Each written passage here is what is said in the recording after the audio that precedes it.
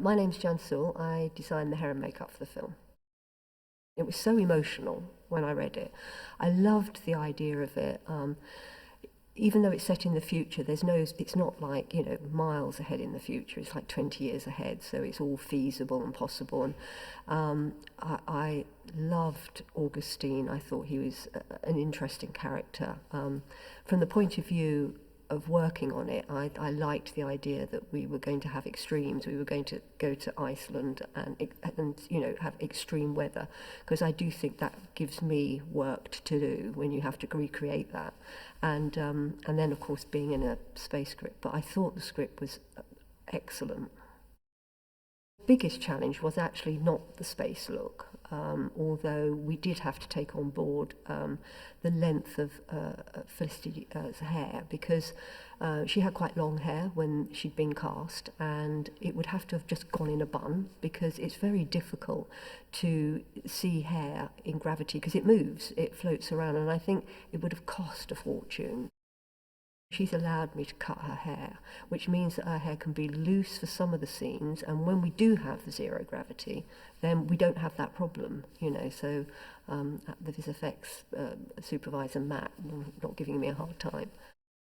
Biggest challenge was in Iceland, and George and his beard, and what happens when you go into minus, I think at one point we were minus 28, and then wind chill on top. It was absolutely freezing, and all the guys, all the crew, and including George, all their beards froze up, their eyebrows, their eyelashes, everything.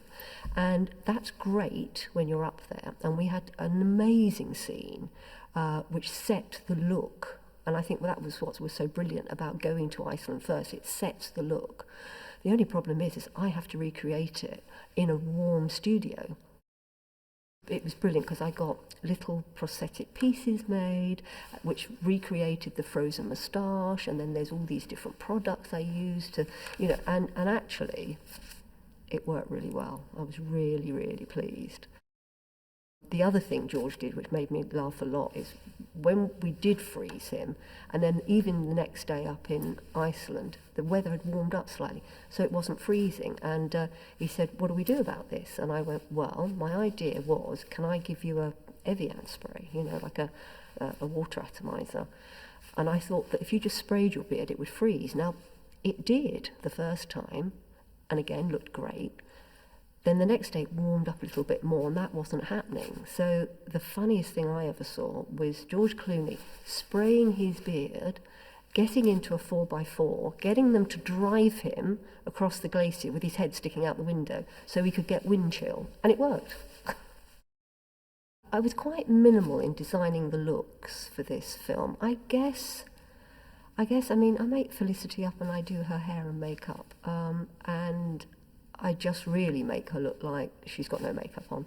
But, sometimes that's about just using highlights and lowlights and, making somebody look lovely. There's going to be like blue and red lights in the spacecraft as part of all the reflections and everything. So I guess Felicity takes me maybe 45 minutes or an hour, but I've been in designing this film, quite keen to keep the makeups down and not have people in the chair. And even with George, his makeup wasn't long at all. All the other actors, we prepped them all before, got all their hair cut. So it really, none of them take too long at all. George cast Sophie and liked her look anyway, but Sophie was coming off of another show where she played a completely different character, and her hair had quite a lot of colours put through it. Still blonde, but you could see the highlights and the lowlights, and I didn't think that was Jean, even though in the shooting of Jean, it actually is set now, in our time now, so she can have a modern look. But I thought it would be lovely because she's so pale that her hair also was very pale. I didn't want multicolours in it. So I had her hair recoloured. We recoloured her hair to take out all the colours. And I just wanted to have this very soft, pale look. And it also meant that if in the shooting, they wanted her to sort of slightly glow or look different, it would bounce off this very light hair. So I just kept her very simple, no warmth, just lovely soft pale blonde and beige colours, which I'm pleased with, so I think work.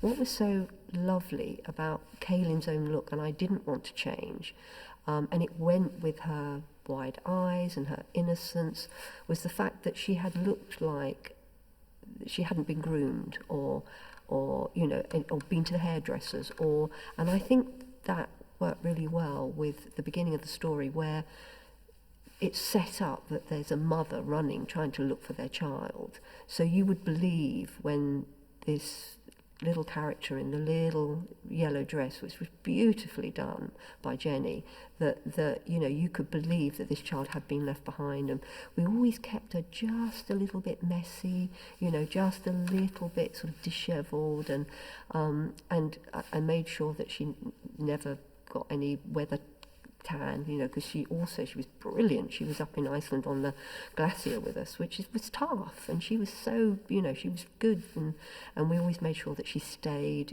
very pale. He's a great raconteur. He tells fabulous stories on set, and he remembers them, and he talks about his, how he shoots, and when we're doing checks on the other actors, sometimes, they're laughing so much, you're having to, try and check around them.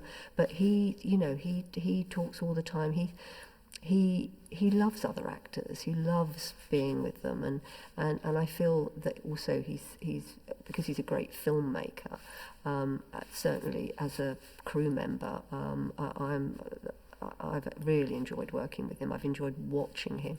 I love the collaboration between himself and Grant Heslov. I think they've got a fantastic shorthand between them, and how they trust each other with their point of view. I can see why people work with him again, and I think he's clever with the scripts. I feel that what George and Grant are making is actually a fantastic thriller as well.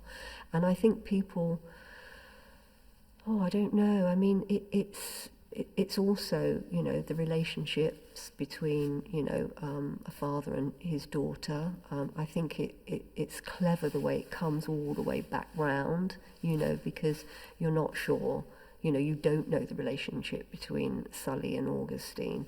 And I think it does a wonderful full circle, which is what I loved about it when I read it.